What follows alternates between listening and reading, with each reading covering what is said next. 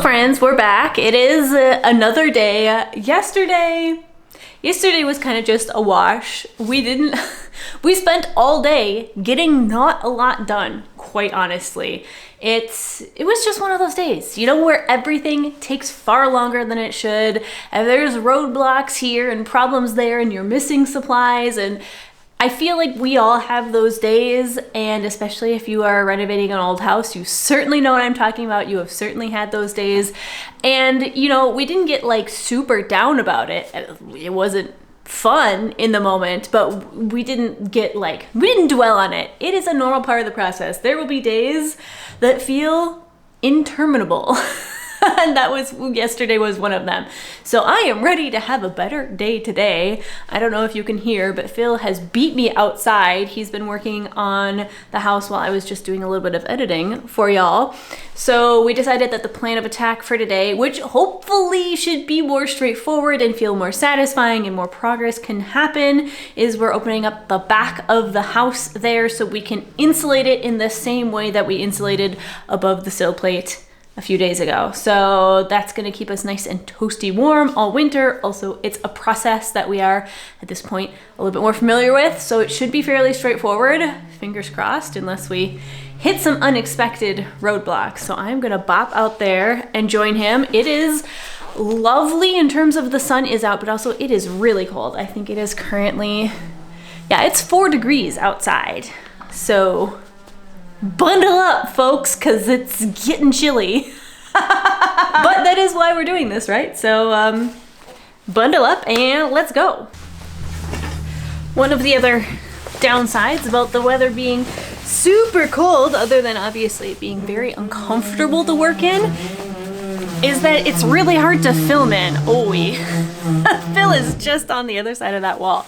But yeah, my fingers stop working, my electronics start working, the batteries start running out really fast. So it's always an interesting experience to film outside when it starts to get cold. So I don't know how much you'll have, but hopefully at least a couple time lapses. Let's go. You want to go outside?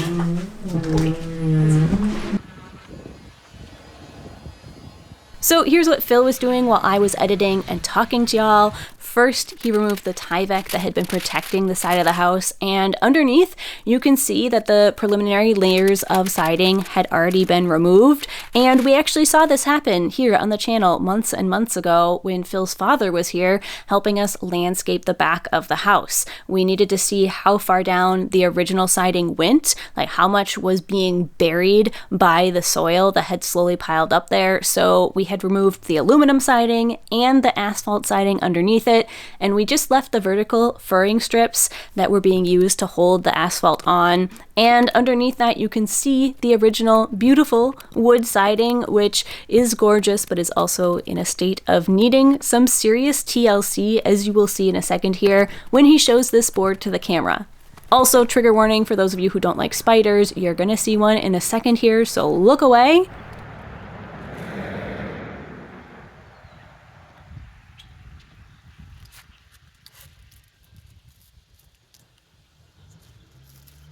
And these were the bottommost boards, the boards that had been completely underground for goodness knows how many decades, as the soil from the back of the house where we have the hill just slowly slid down the hill and gradually piled up along the back wall here, covering, I'd say, the bottom foot at least in dirt. So Phil is just going through and taking off the bottommost boards, trying to save as much of the original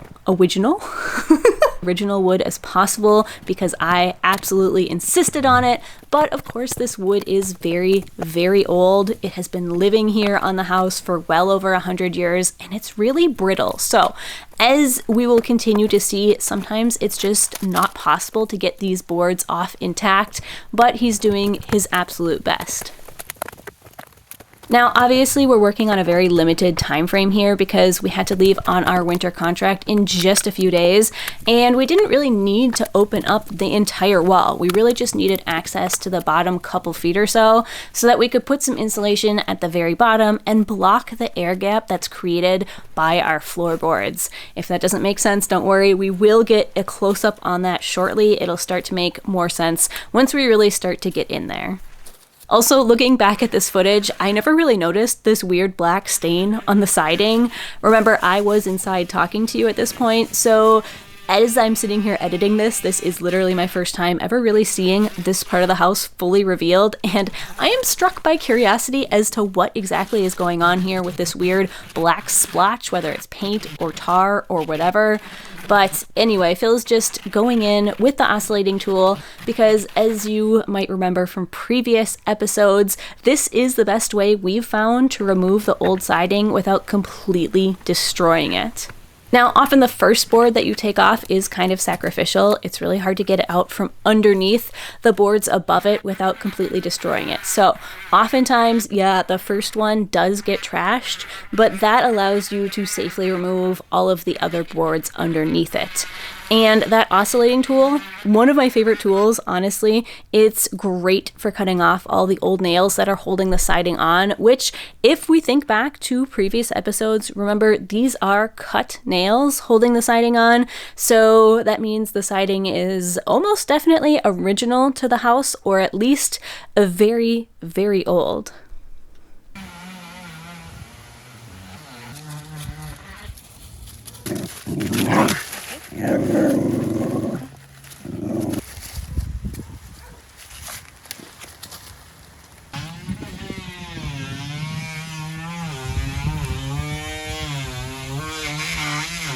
Hello folks, I'm just popping in here because I got this lovely comment the other day and I thought I would share it with you because I thought it was a genius idea. Ayala wrote that they've started making their Christmas list for this year, and included on that list is to become a Patreon supporter of this channel. They write that now more than ever, it means so much to me to have online content that inspires me. Thank you for always being authentic. So first of all, Ayala, thank you so much. I'm incredibly touched to hear that my channel means that much to you.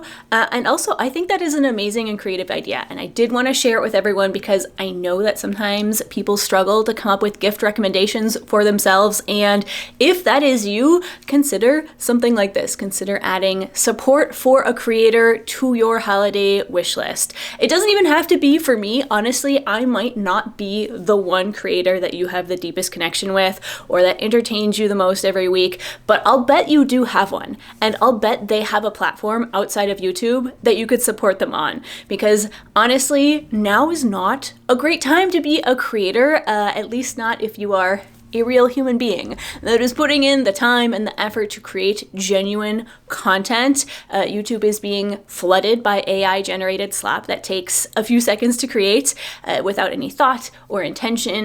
There's usually not any passion for creativity or even, the topic matter of the video. And those videos, ones that take seconds to make, are drowning out smaller channels made by real humans. I could go on a huge long rant about this, but suffice to say that most creators have a Patreon. Many of us have $2 tiers, $5 tiers, and there is literally a gift option on the website. So Ayala's friends or family can literally click on gift a membership. They can choose which tier and for how long they'd like that gifted membership to run. You can choose anywhere between 1 and 12 months. It's really easy. Also, a lot of us creators have coffee accounts or something similar where you can gift a one-time donation if you don't want to deal with recurring payments, which I get. I know that not everyone wants to be a patron, and not everybody who wants to can afford it. Even $5 a month it can be a lot, especially if you're on a fixed income. And so I will assure you that at least for the foreseeable future, these videos will continue to be here for free on YouTube for anyone to watch. I do see many of you who take the time to leave a comment or give the video a thumbs up as your form of support, and I greatly appreciate that as well. This is a team effort. This channel, it wouldn't exist without me to make the videos, but it also wouldn't exist without you to watch them. So a giant thank you if you are a constructive part of this community. And if you can't join, instead of getting mad at me, maybe consider instead being thankful and appreciative to those who can and do support the channel, because my patrons are a huge part of the reason that I am able to justify taking 24, 25, sometimes 28 hours every week to edit these videos that I put up here for free for everyone else. My patrons are the real superheroes of this tale. So yeah, that's it. Consider supporting your favorite creators this holiday season. We are all a bit stressed out with all this AI stuff.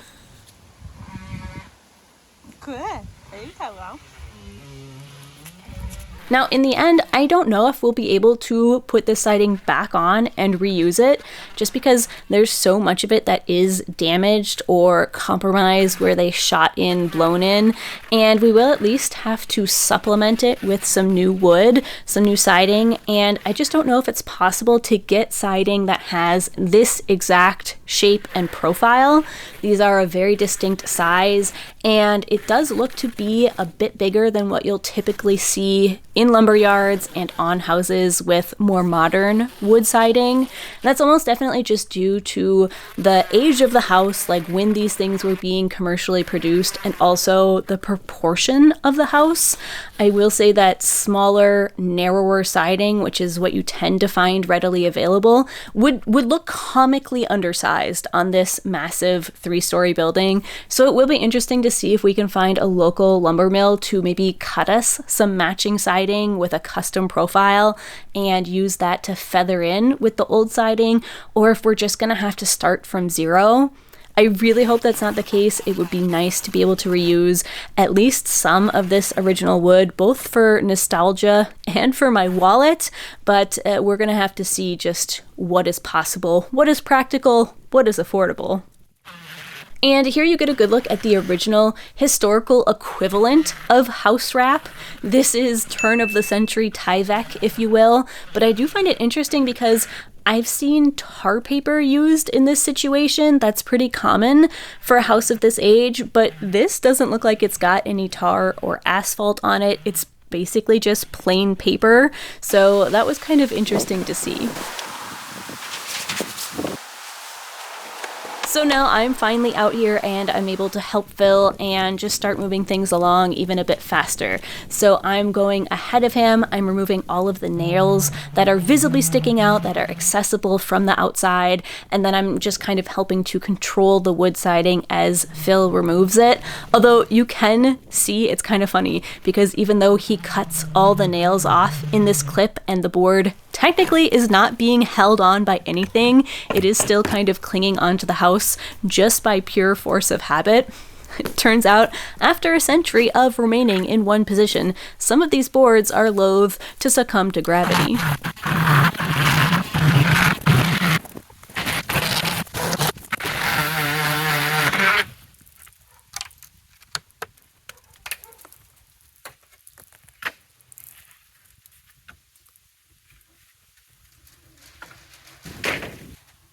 And here we go, as promised, a time lapse of the opening of the back of the house. We've got just over 45 minutes condensed down into a few seconds, and you can see not only how much the sun is coming in and out, but also how windy it is because the tripod is just shaking so much.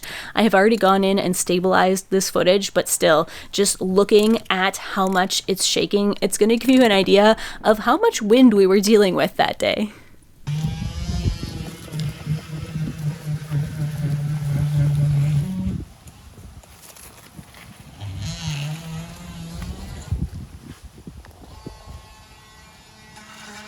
And once again, a nice close look at some of that original beautiful wood siding, as well as the old brown paint that might have been the original color of the house. And here's the exterior sheathing of the house, and we do need to be able to remove this to access underneath, but we're also hoping to be able to reuse it and put it back on afterwards. So much like the attic floor, where I went through and labeled all of the floorboards before we removed them, here I did the same thing. I went through and labeled everything in a very, very unique system to be sure that we could put everything back in its original position. Although, as you will see in a second, like I said, some of these boards are just so brittle that it was impossible to get them off in one piece. Just trying to tackle getting this giant board off, and it is proving tricky. This wind is probably killing my audio. Wow.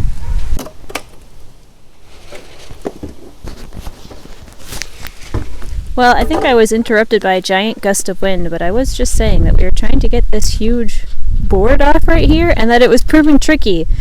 And then we just lost a big old chunk of it down there. So probably not going to be able to keep this, which is a shame just because it was such a giant piece of wood, but it is in very rough shape. Oi, this wind. Folks, I hope you can hear me. This audio might be totally garbage.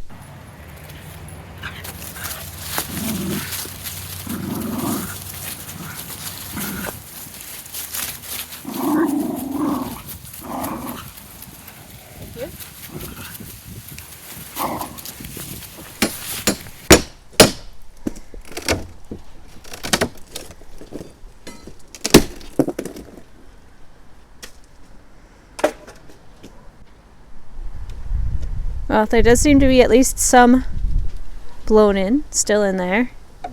Hanging in there, at least. Such say, like, how low did it drop before stepping there?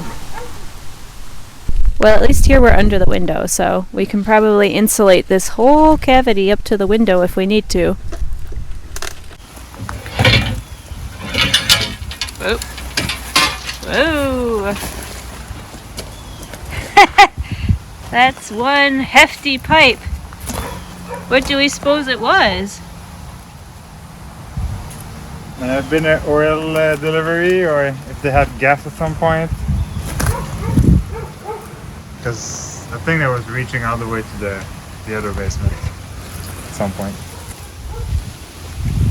Wow. Scrap?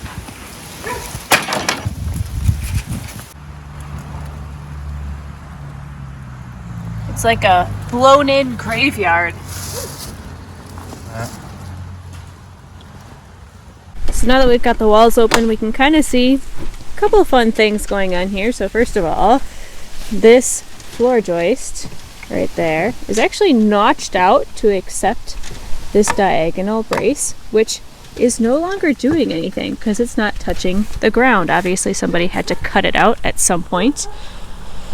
Probably because of rot. You can see the whole sill plate. Look how thin it is there.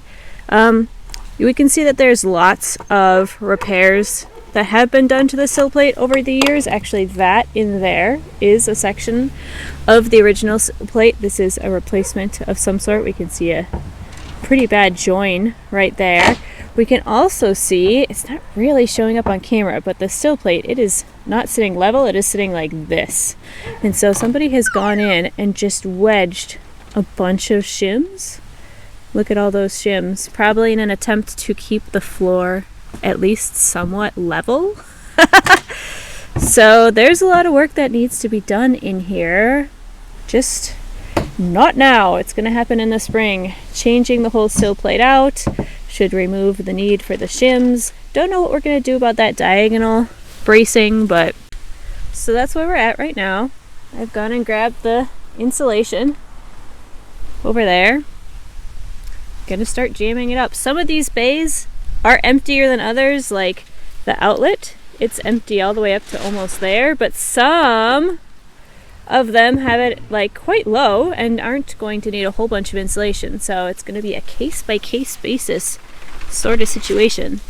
Another look at the sill plate hiding underneath our house, where they just kind of hucked it after they replaced it. Because why take care of it properly when you could just leave it under the house? Also, there's that vent stack that we're going to have to take care of. Oh, you can't see it. There we go. That's the bad one.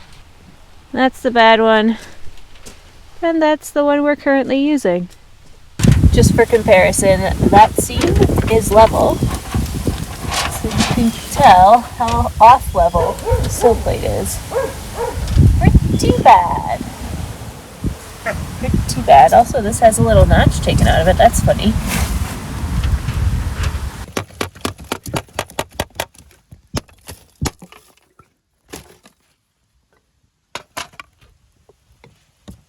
Well, that was easy.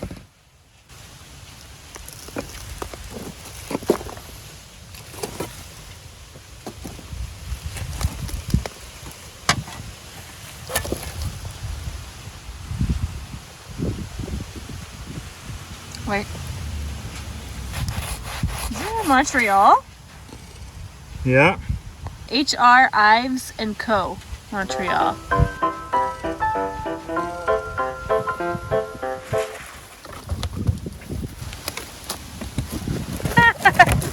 Wow. Spin it a little bit so we can see the copper part. Yeah. Yeah, that is copper. Yeah. I'm gonna chop that off and sell that. Is it gonna make us rich? Is it gonna pay for the house? Absolutely.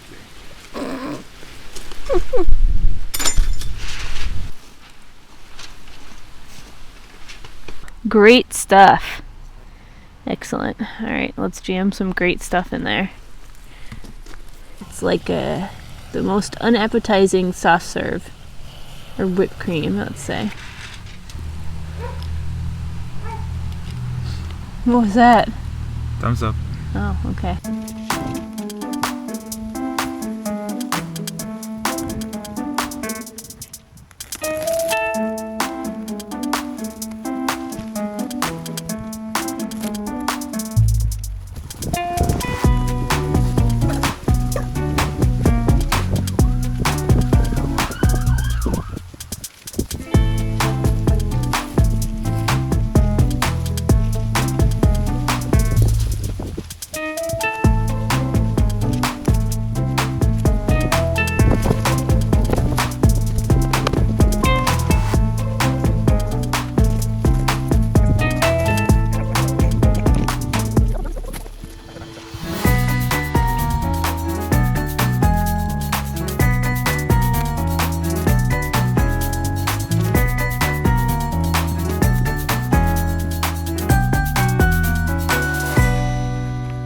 Here's the situation. This is the outside sheathing of the house. Here are our uprights. There are our floor joists. And here, this little section right here is our floor coming this way. And then that's the inside of the house. And a lot of air has been getting in to this little crack right here.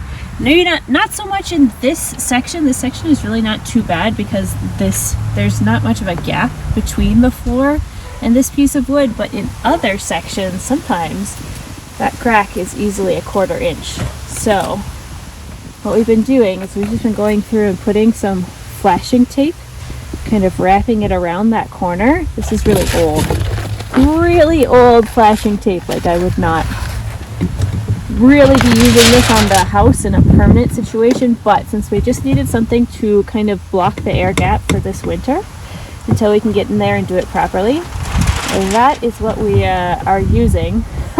Also, you can see Phil is in the house right now. He is working on changing out this section right here where it is all corroded thanks to the old vent stack. We touched on that briefly in his video when he was climbing around under the house, but in case we need a refresher, here is what's going on. So this is a 2 vent stack. One is clearly abandoned and very badly damaged. The other one seems to be okay. It's connecting to plastic and then becoming cast iron later on a bit higher, and has a boot there. But I think that this humidity coming from the abandoned pipe created quite a bit of problem here. All the structure here is really bad. There should be a joist here passing through, but there isn't. And that's why all of this here collapsed. So this needs to be addressed sooner rather than later. Do me.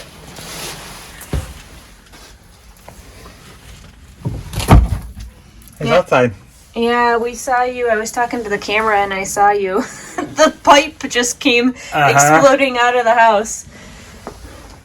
So that's the last of the lead pipe that was going upstairs. Another section of lead pipe. Game plan? Probably just remove clean where I can. And then put structure by under and then cap it. Yeah. This is all going to be tackled when we open this up for good, so. Yeah, because this whole gap here was just insulation. Lovely. We love that. Not gonna lie, it's a pretty fun image. Ridiculous.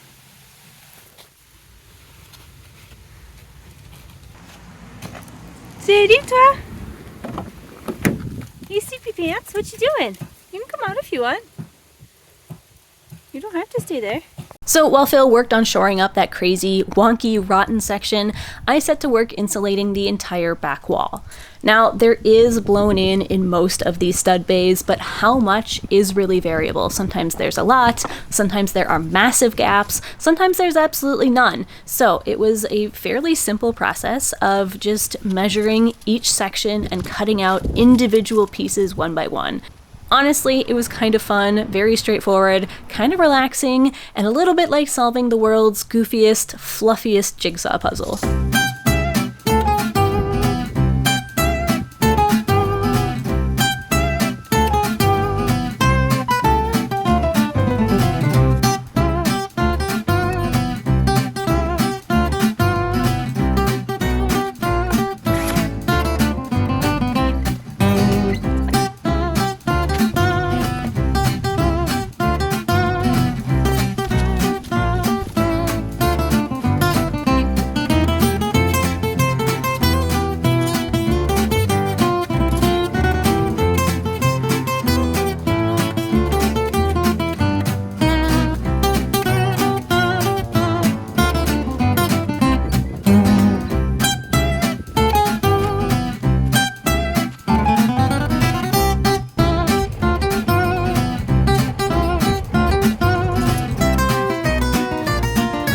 Now, throughout the whole process, I kept pausing in my own work to give Phil a hand because he was pretty deeply ensconced in this hole under the house, and it was just far more efficient for me to be the gopher.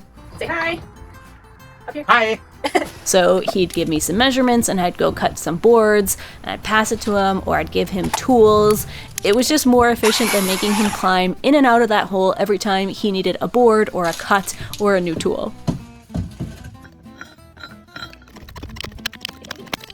All right, we've come inside for a short coffee break. Warm our hands up because it is a little bit cold out there. So I've finished taping the corners of the entire back right there. Phil still's got some work to do patching up the disaster that is under that old plumbing pipe. So I think once we're all toasty and warm and ready to go again, I'm gonna go back and start jamming insulation in the cavities. Let him continue working on that. You can join me when you're done with the washer section. Yeah.